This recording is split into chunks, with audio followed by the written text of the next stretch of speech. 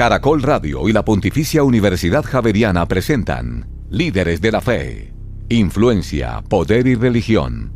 Conduce Jorge Espinosa.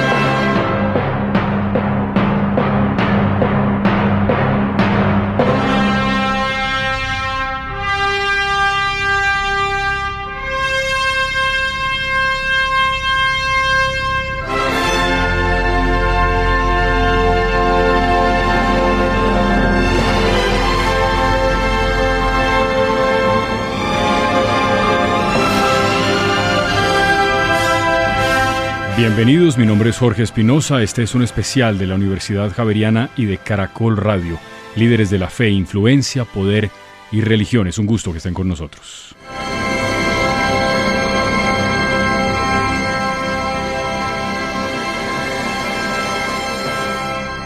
Comenzamos este especial con la música de Richard Strauss, Así habló Zaratustra, homónimo por supuesto del libro de Federico Nietzsche, que también esa música, ese fragmento en particular, que se hizo muy célebre en el mundo del pop por la aparición en la película de Stanley Kubrick sobre el espacio, 2001, Odisea al espacio. Así habló Zaratustra. El tema que hoy nos convoca tiene 3 invitados muy especiales. Quiero primero saludar a Vivian Tessone, la directora adjunta de la Confederación de Comunidades Judías de Colombia. Ella estudió literatura en la Universidad de los Andes, tiene una maestría en periodismo y también maestría en religiones, cultura y paz. Es además miembro del Cuerpo Diplomático Judío del Congreso Judío Mundial. Vivian, hola, gracias por estar con nosotros. Hola, muchas gracias por la invitación.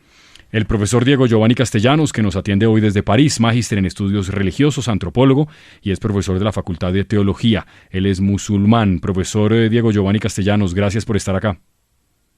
Muchas gracias por la invitación. Buenos días. Y Yamid Castiblanco, economista, filósofo y teólogo, es profesor de teología de la Universidad Javeriana, que es nuestro aliado en estos especiales, en el de hoy, que como digo, lo hemos titulado Líderes de la Fe, Influencia, Poder y Religión. Profesor Castiblanco, buenos días. Buenos días, Jorge, y a ustedes, queridos oyentes.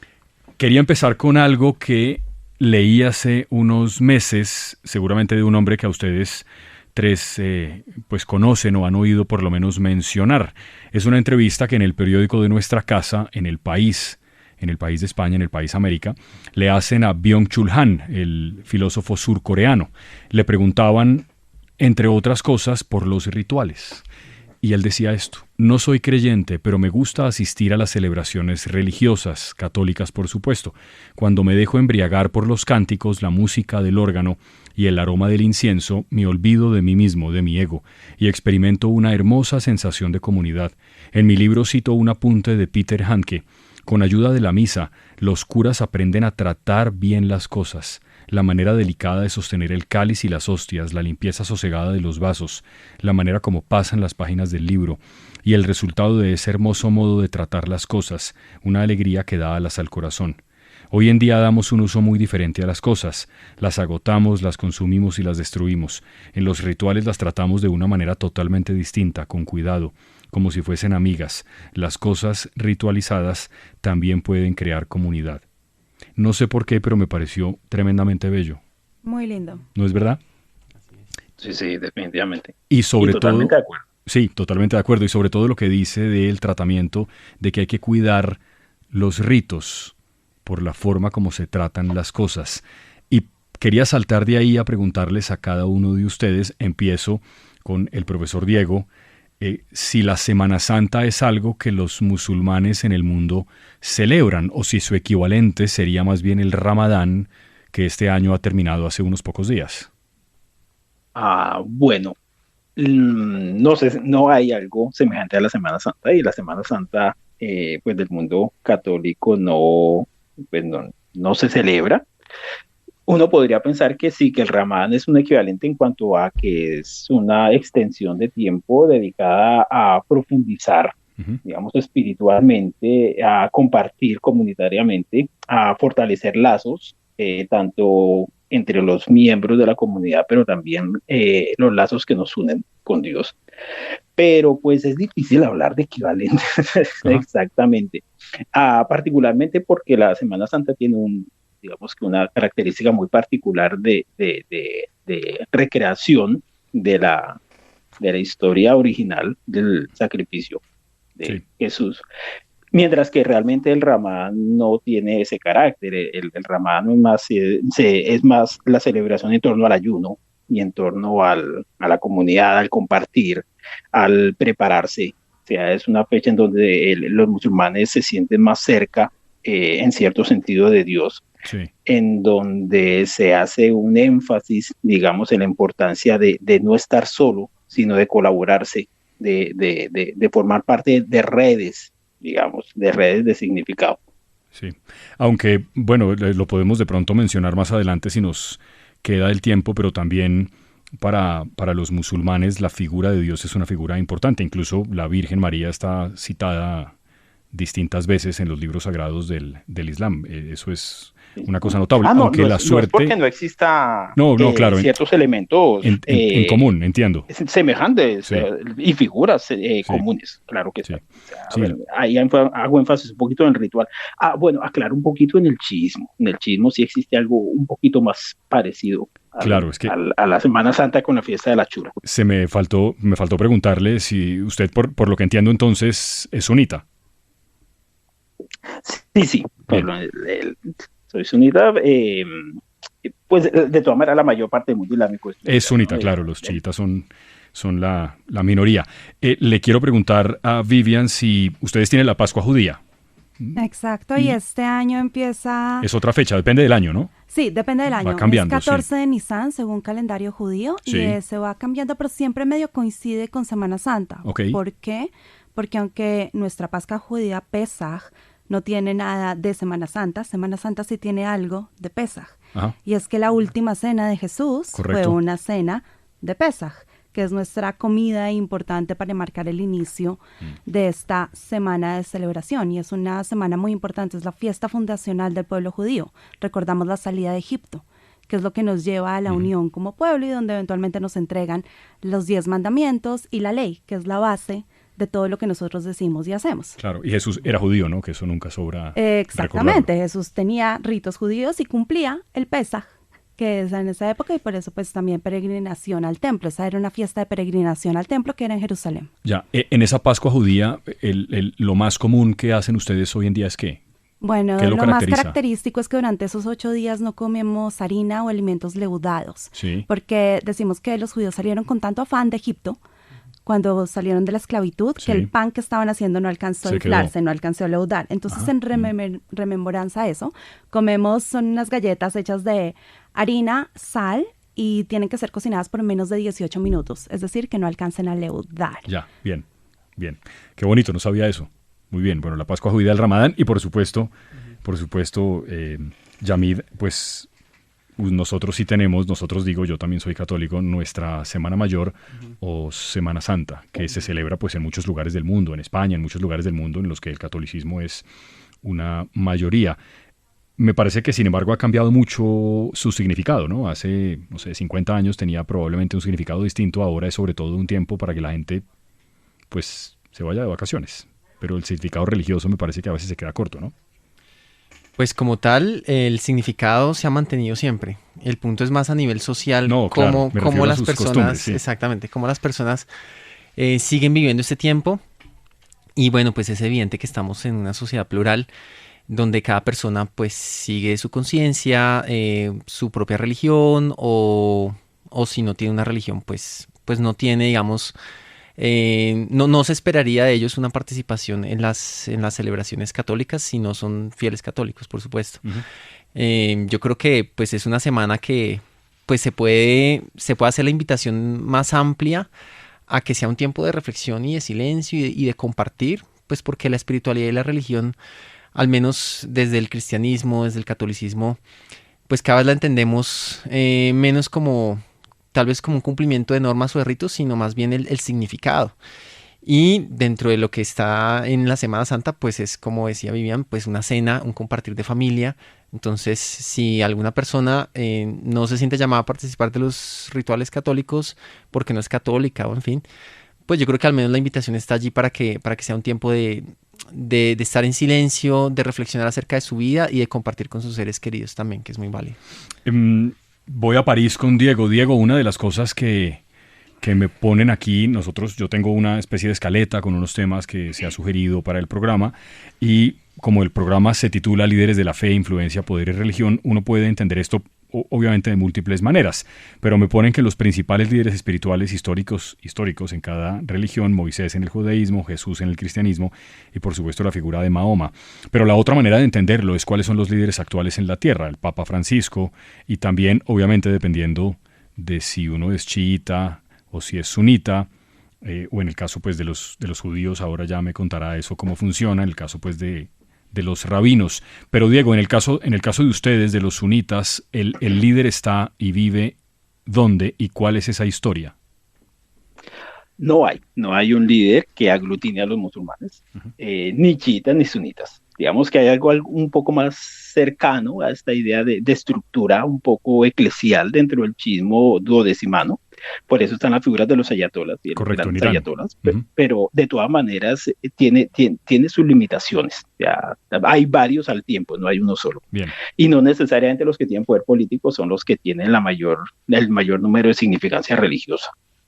En el caso del sunismo, el poder o el liderazgo está distribuido en muchos ámbitos. No existe, incluso antes estaba la figura, digamos, que era simbólica de la unidad de los musulmanes sunitas, que era el califa, que pues desapareció hace 100 años, ya el año pasado se cumplieron 100 años del fin del califato, pero de todas maneras era un símbolo político religioso, pero que de todas maneras no implicaba realmente un seguimiento total o absoluto. Realmente el poder está distribuido en muchas esferas, de lo jurídico, de lo místico, de lo erudito, de lo académico, de la devoción popular, de los líderes locales, e incluso dentro de las mezquitas. O sea, los líderes de las mezquitas no son realmente los líderes de las comunidades, o al menos no siempre.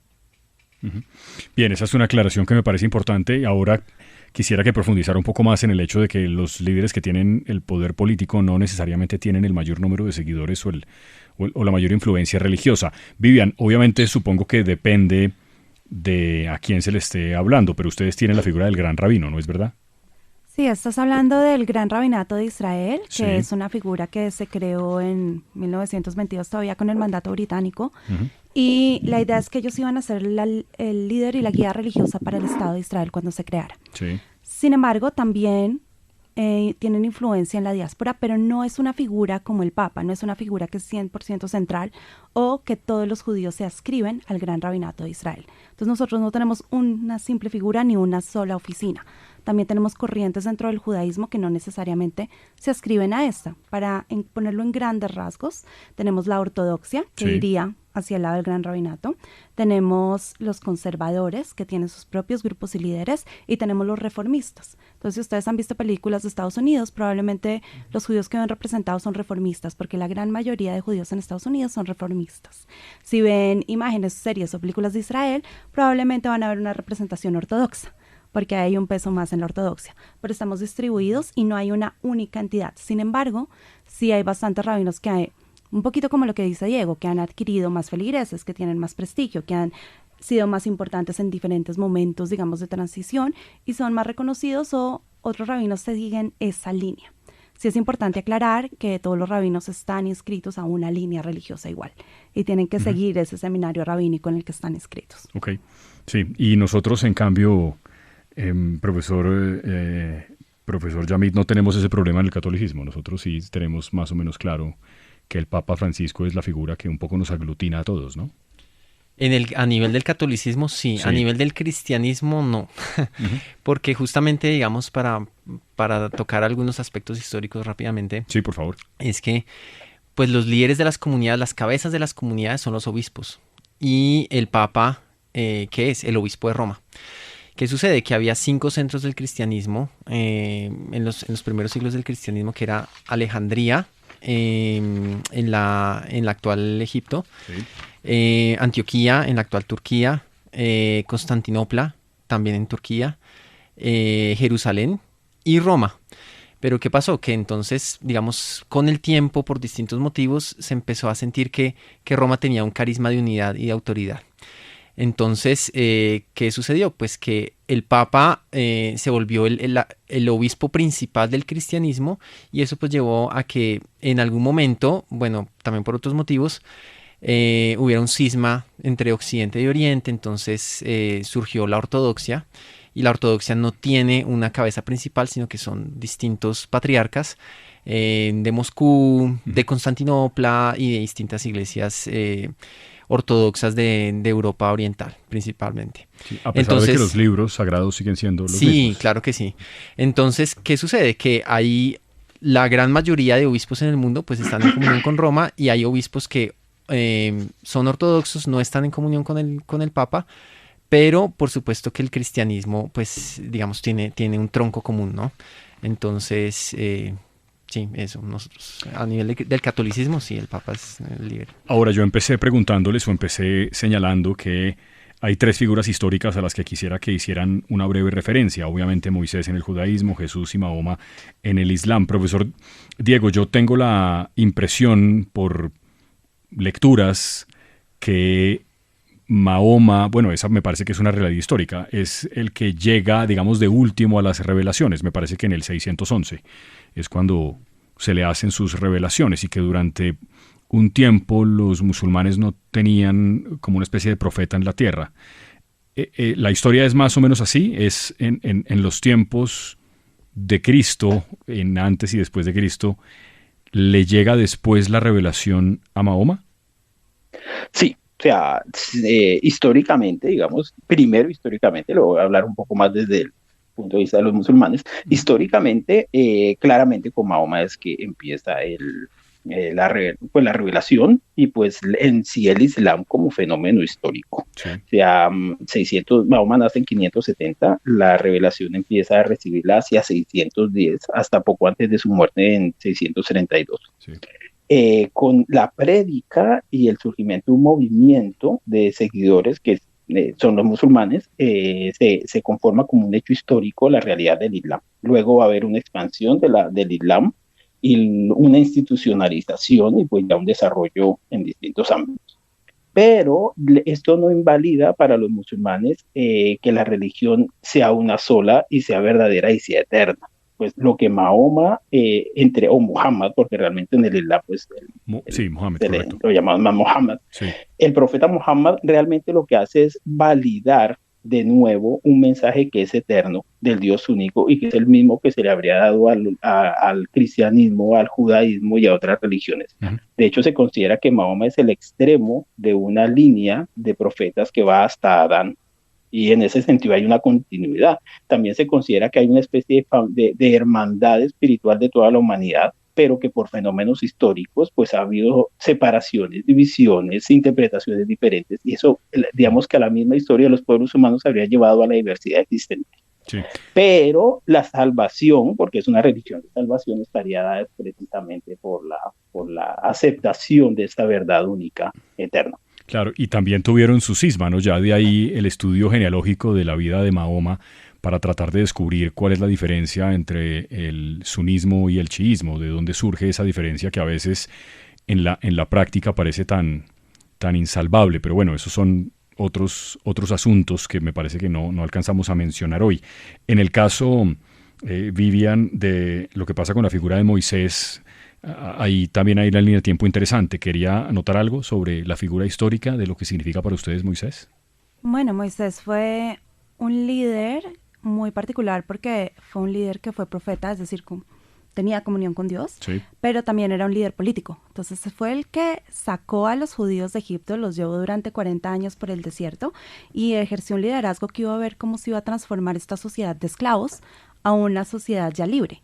Entonces tiene muchos más aspectos de la parte religiosa, que obviamente es en la que tendemos a enfocarnos, porque pensémoslo, lo llamamos la ley de Moisés, sí, porque viene de ahí todo lo que hacemos y no hacemos, los preceptos.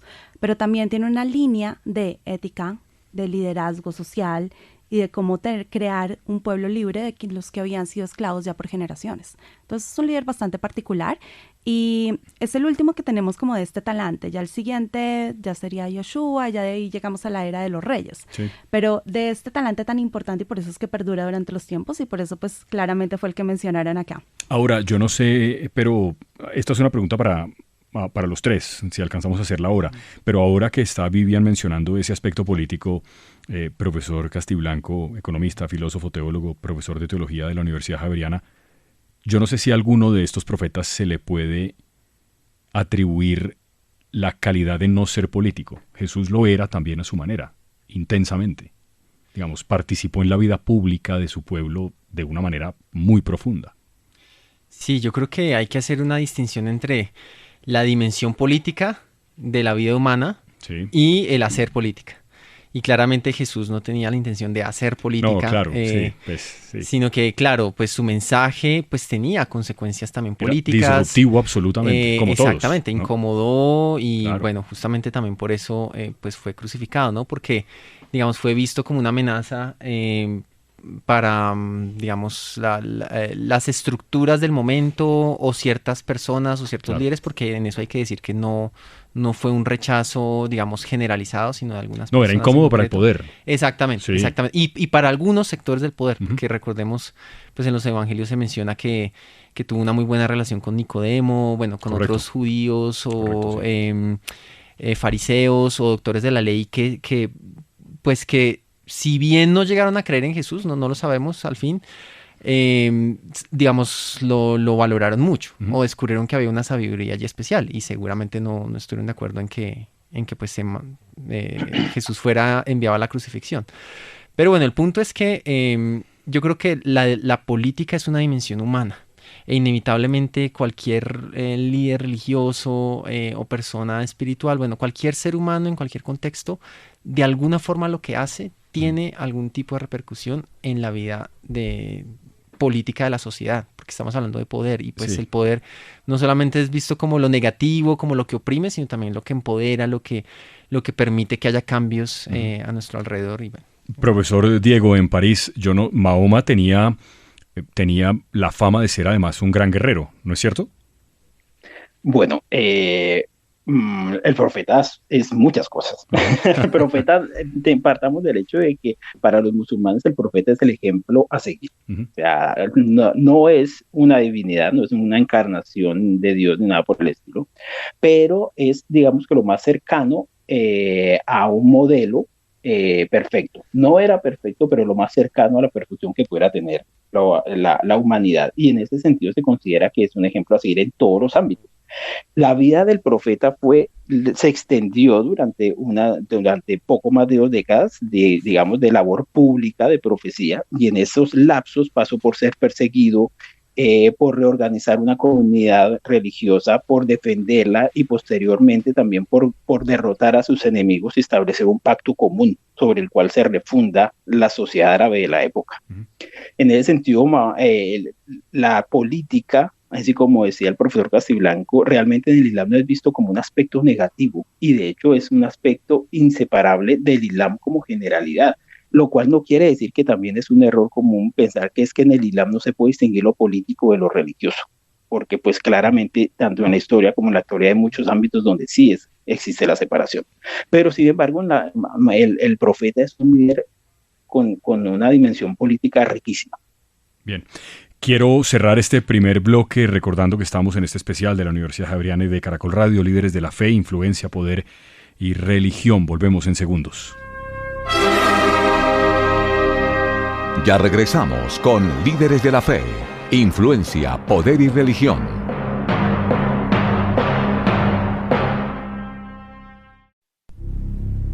Continuamos con Líderes de la Fe, influencia, poder y religión.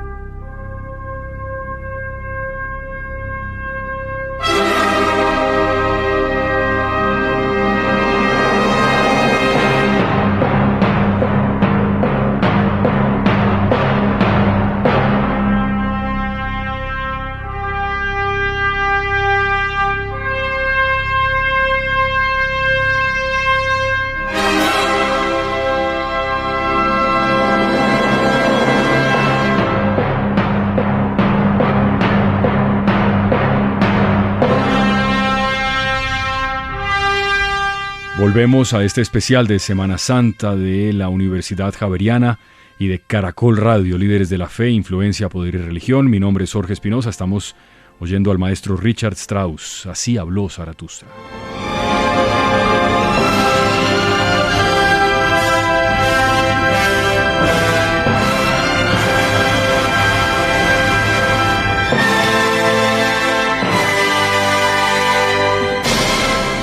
Nuestros invitados, ya me hizo la aclaración importante, Yamid Castiblanco, economista, filósofo, teólogo, profesor de teología de la Universidad Javeriana y además sacerdote. Sí, así es. Padre, yo le dije todo el tiempo Yamid, perdóneme, padre. Tranquilo. El profesor Diego Giovanni Castellanos, magíster en estudios religiosos, antropólogo, es profesor de Facultad de Teología y es además musulmán. Y Vivian Tesone, que es la directora adjunta de la Confederación de Comunidades Judías de Colombia. Ella estudió literatura, tiene una maestría en periodismo y maestría en religiones, cultura y paz, miembro del Cuerpo Diplomático Judío del Congreso Judío Mundial. Estábamos hablando un poquito de las figuras históricas de las religiones y mencionamos a figuras históricas, a Moisés, a Jesús, a Mahoma y por supuesto las figuras que hoy son, en el caso del catolicismo, el Papa Francisco, pero también nos explicaron nuestros otros dos invitados cómo se puede contestar esa pregunta en el Islam y también en el judaísmo. Ahora quiero que oigan este Vox Populi que siempre tenemos en este programa de unión entre la Javeriana y Caracol Radio, y es que le preguntamos a la gente qué características debe tener un buen líder religioso. Esto nos dijeron. Pues yo diría que un buen líder como tal, no solo religioso, debería tener como confianza en sí mismo, saber sobre lo que hablar, porque pues cualquier persona te puede decir, crean en lo que estoy diciendo, porque según mis libros, según, por ejemplo, la Biblia, etcétera, el Corán, etcétera, hay muchos mandamientos o muchas estipulaciones que solo replican. Yo digo que tiene que tener más conocimiento a fondo para poder tener diferentes tipos de vista y no solo enfocarse en uno, y como que no encerrar a su comunidad en algo que ya está como pasado y no tiene tanto trasfondo, porque siento que esos libros también tienen muchos vacíos. Yo creo que un buen líder religioso no debe tener como propósito ser líder, porque cuando ese es el propósito principal, creo que uno cae en personalidades que pueden ser un poco manipuladoras tal vez, y por eso el mismo hecho de querer ser líder siento que puede ser el primer paso para que las cosas vayan mal.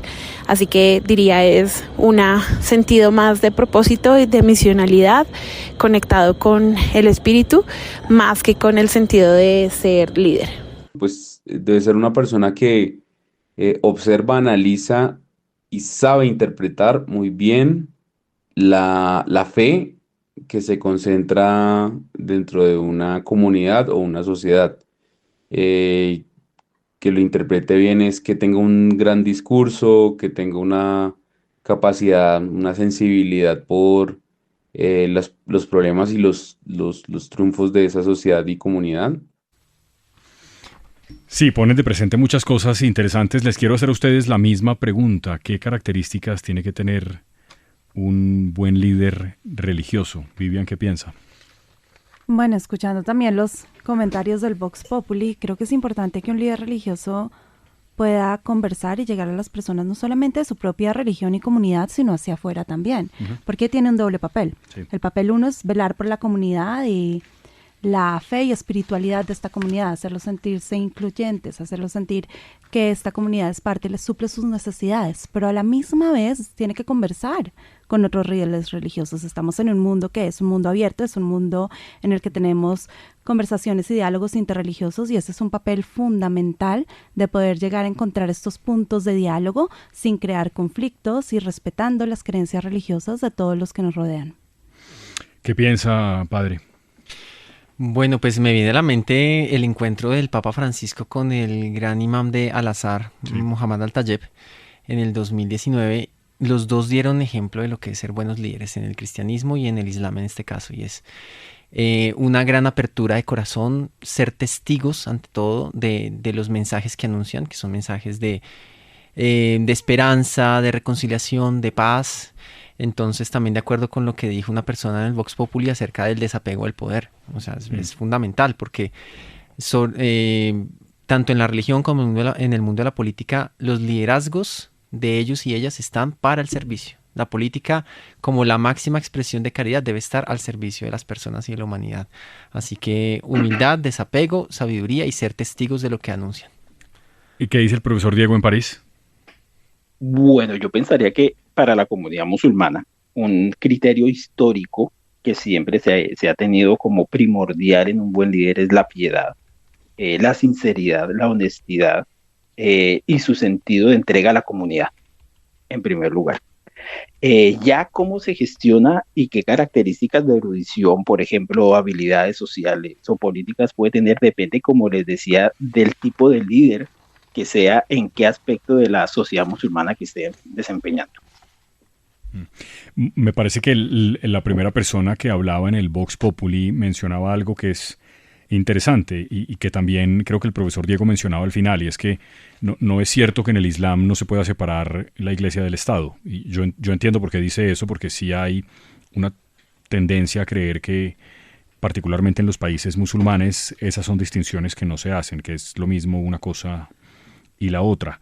Pero me parece que precisamente por eso en Occidente se terminó separando la iglesia del Estado, por lo que decía el primero de los invitados, y es que obviamente cada uno cree en su religión que tiene la verdad, y cuando la conversación se convierte en esa discusión, primero es interminable y segundo es irreconciliable. Cada uno se va a quedar con la que tiene, y me parece que ahí hay un elemento interesante en eso que decidan, y estoy de acuerdo con ustedes, el hecho de que puedan hablar con otros es un gran ejemplo.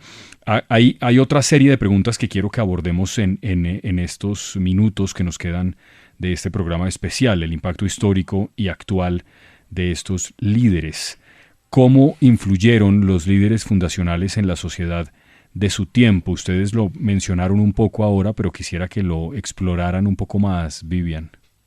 Específicamente con Moisés, Sí. ¿estamos hablando? Bueno, o con el que usted considere que es importante en eso, que haya transformado una manera de entender el mundo. Pues yo creo que igual, claramente cualquier líder que sea un líder que recordamos y que tiene peso ha tenido una influencia importante. Y en Moisés no solamente el proceso de salir de Egipto, sino la creación de las leyes y la formación del pueblo como lo conocemos hoy. Porque recordemos que el judaísmo no es solamente una religión, nosotros somos un pueblo que tiene varios aspectos en común. Uno de esos es la religión, que es el tema que nos trae hoy, que sí fue bastante influenciado por Moisés, porque todo lo que yo les puedo hablar de tradiciones o de festividades o de ritos que cumplimos, su punto inicial es más Moisés que los patriarcas, que son nuestro inicio también, digamos, como pueblo, que tendremos que hablar de Abraham, Isaac y Jacob. Pero creyendo en el impacto, creo que ahí viene es con lo que nos queda de la que es universal, no solamente las leyes particulares, sino la forma de ver una ética, la forma de ver una moral. Yo creo que una de las cosas más interesantes del liderazgo de Moisés es que no lo hizo solo. Él de las primeras cosas que hizo fue crear un consejo de personas que le dieran apoyo y le dieran su opinión. Entonces de ahí viene esta idea de dialogar, de encontrar otros puntos de vista, que lo estábamos hablando hace un momento también, para tener un liderazgo muchísimo más efectivo. Sí, interesante. Y me parece que esa pregunta en el caso, padre, de Jesús, no sé si es más fácil de contestar, porque me parece que es muy evidente, por lo menos en el mundo católico, es muy evidente la transformación que hubo en el mundo después de Jesús, entre otras la manera de entender el tiempo, ¿no? Así o de es. partir la historia. Yo creo que aquí una aclaración también importante es que quizás el fundador del cristianismo en términos de religión, de estructura, es más quizás San Pablo. Jesús como tal no fundó una religión. O sea, Jesús anunció el reino de Dios y esto no quiere decir que entonces lo que se dice desde el cristianismo o el catolicismo o lo que se practica no está en conexión con Jesús. Por supuesto que no. Pero a nivel más de la estructura de las comunidades, el sistema como de creencias, cómo se cristalizó, pues viene mucho por San Pablo. Y yo creo que ahí el valor, y bueno, también en conexión obviamente con lo que hizo y anunció Jesús, es que abrió esta posibilidad de salvación a todo el género humano. Ya no hay judíos y griegos, partos o elemitas, bueno. es para decir que Jesús anunció radicalmente el hecho de que todos somos hijos de Dios, más allá de una pertenencia étnica, política, en fin. Entonces, pues yo creo que ese ha sido como una de las grandes huellas, ¿no? Esto de fundamentar la dignidad humana a partir y la igualdad de todos los seres humanos a partir del reconocernos como hijos de un mismo Dios. Uh-huh. Profesor Diego, usted decía que con Mahoma o con Mohamed comienza una manera distinta de entender la vida en el mundo árabe, porque antes de eso lo que tenían era muy distinto a lo que llegó después. Sí, claramente, pues empezando la buena parte de las comunidades árabes, pues sobre todo era una sociedad todavía muy tribal, Claro. tenía muchas prácticas politeístas y prácticas consuetudinarias que eran muy diversas entre sí, que no estaban unificadas, y a pesar de que había una cierta conciencia, particularmente entre las tribus más urbanizadas, de que había un tipo de deidad suprema, realmente es Muhammad quien las unifica en torno a una sola creencia común, con unos principios comunes y basada en una sola deidad, pues Allah, que es el Dios único, creador, que para los musulmanes es el mismo del cristianismo y del judaísmo. Pero claramente el profeta Muhammad es escogido por Dios. Pero además es un sello que marca el fin de la yahiliya, de la ignorancia, de la época de la ignorancia. A partir de ese entonces ya está la revelación, está el principio de que no se debe obligar a nadie a convertirse en musulmán, sino que tiene que ser un acto de libre voluntad, porque lo que más se valora es el niyat, es la intención con la que se hacen las cosas. Desde ese punto de vista, y también un poco tomando las palabras del profesor Casiblanco, el profeta Muhammad sienta una base, o sea, transmite la revelación, su propia vida es una base que sirve de ejemplo, deja organizada y estructurada una comunidad musulmana, pero el Islam que conocemos hoy en día es también fruto de una historia de las comunidades musulmanas, de cómo han entendido, enriquecido el Islam, lo han adaptado al ritmo de los tiempos, muy lejos de este estereotipo a veces común, un poco lamentable, que a veces se repite, de que el Islam es una religión atrapada en el tiempo sin cambios, que en 1400 años no ha cambiado y que por eso en cierto sentido los musulmanes tienen un tipo de pensamiento medieval.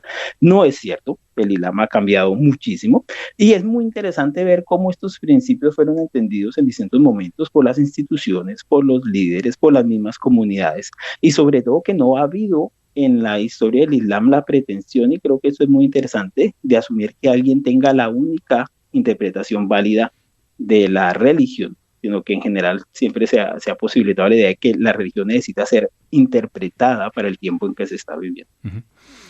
Esta pregunta que les voy a hacer a los tres es tal vez la de más difícil respuesta, me parece. Pero, ¿será que todavía hoy estos líderes religiosos siguen siendo tan influyentes como lo fueron en algún momento, Vivian?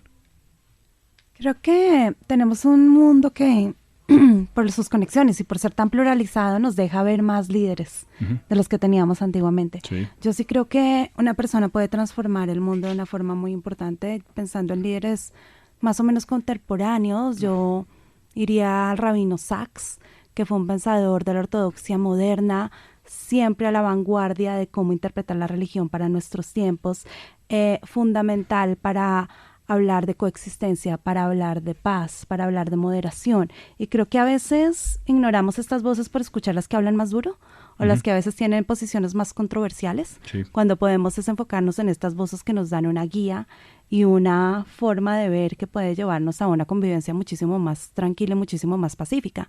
Y sí creo que a veces el mundo en general tiende a veces ignorar estos líderes religiosos por considerarlos marginales, por considerarlos que no son políticos, que hablan solamente de espiritualidad, pero sí tienen una influencia muchísimo más fuerte. Y es importante elevar estas voces, como la del rabino Sacks, que falleció hace unos años, pero fue una figura muy, muy importante para el judaísmo moderno.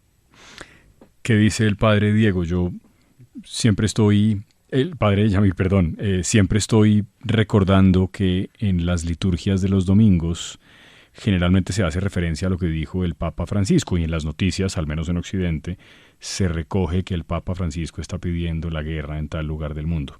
Pero no sé si pasa de ser un registro como una especie de declaración de principios que no tiene muchas implicaciones en la vida práctica.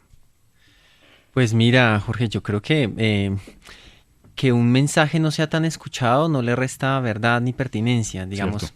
Sí. Por ejemplo, uno podría decir que todos los discursos que hizo el secretario general de la ONU, Kofi Annan, o el actual, Guterres, o en fin, por el hecho de que los líderes pues estén haciendo lo que están haciendo, sí, ¿no? Lo contrario, sí. Lo contrario no significa que no tenga una importancia. Yo creo que el mundo sigue escuchando con avidez, no solamente a nivel personal, sino a nivel social, lo que dicen estos líderes, pues según también la religión mayoritaria de cada país.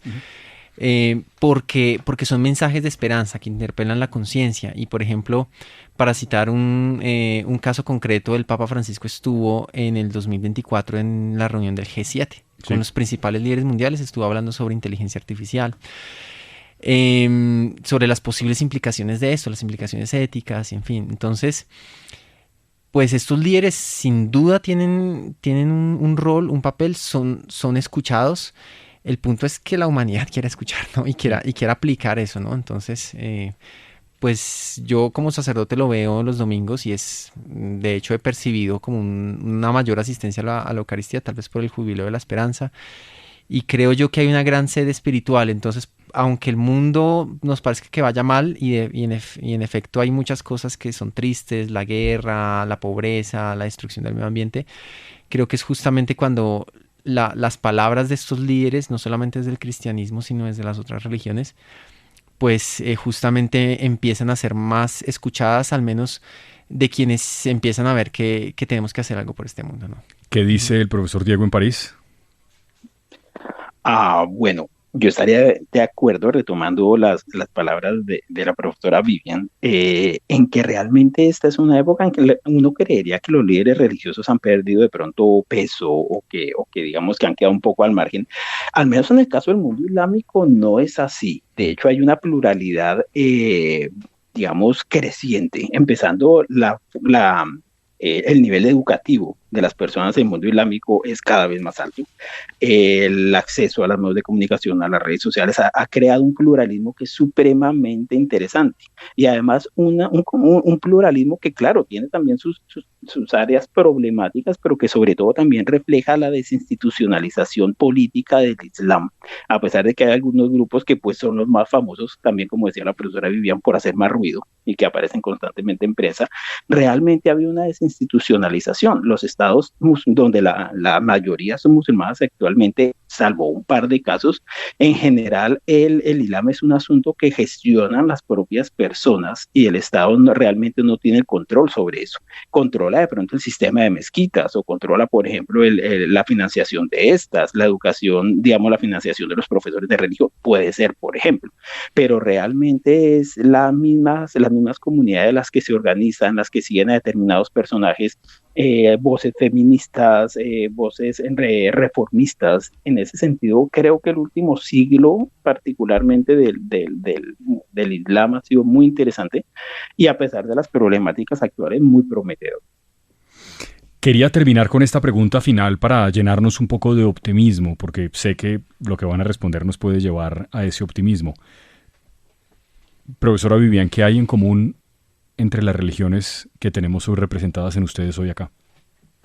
Bueno, y tenemos 3 religiones abrámicas, entonces me la pusiste un poquito fácil para empezar. Todos tenemos ¿Es verdad? El primer padre, ¿Es que verdad? es una guía que nos une no solamente en el monoteísmo, que fue, digamos, ese punto de inicio, sino eventualmente con una idea ética y moral que se iba a seguir durante los tiempos. Y creo que hoy en día podemos hablar de un diálogo interreligioso abierto. Con los 2 invitados que están aquí ya he tenido oportunidad de conversar y encontrarme en otras ocasiones y tener una discusión amplia y franca sobre eso, aquellas cosas que nos unen y aquellas cosas que de pronto podemos conversar abiertamente y ver que no estamos de acuerdo, pero no hay ningún problema al respecto. Sí, y eso total. es un gran avance, creo yo, y yéndonos pues a cositas un poquito más chiquitas, con el Islam muchas cosas en común en cuestiones de tradiciones, en cuestiones de comida. Con Diego podemos hablar largo sobre comida deliciosa y obviamente como una persona que vive en un país mayoritariamente católico,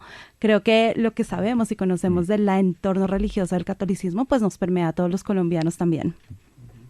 Padre. Bueno, y sí, claro, sin duda, como dice la profesora Vivian, pues somos religiones monoteístas que reconocemos a Abraham como padre de la fe. Y bueno, pues el hecho de que nosotros creamos en un solo Dios, pues eso nos lleva a que de verdad trabajemos por la fraternidad humana, ¿no? Todos somos iguales, la misma dignidad, y por eso pues también más allá de estas diferencias doctrinales, bueno, pues que nosotros estamos trabajando por un mundo que necesita de unión, no de uniformidad, sino de unión, de comunión en la diversidad, apreciando y respetando las diversidades, ¿no? Entonces yo creo que es algo que vivimos cada vez más, tanto en el mundo de la academia como de las vidas cotidianas, en las relaciones interpersonales con gente de diferentes religiones. Creo que eso se va viendo y es algo muy bonito. También un mensaje para todos los oyentes, y es: la religión no es factor de división, sino es factor de unidad. Sí, por eso terminé preguntando eso. Profesor Diego, tenemos creo que 30 segundos para usted, por favor. Bueno, totalmente de acuerdo. Creo que los tres somos un ejemplo de que es posible dialogar y que mucha más gente está interesada en dialogar y en entenderse con los otros que realmente en hacer énfasis en las divisiones. El mundo islámico tiene una experiencia de comunicación también y de acercamiento al otro, y es necesario reforzar esas cosas. Y hay mucha gente interesada en hacerlo. Gracias a los tres por estar con nosotros en Líderes de la Fe, Influencia, Poder y Religión. También a la Universidad Javeriana y a Caracol Radio por hacer este espacio posible. A ustedes tres, gracias por estar acá. Espero que lo podamos repetir pronto. Y a toda la audiencia de Caracol Radio, que sigan allí con nosotros. Mi nombre es Jorge Espinosa. Chao.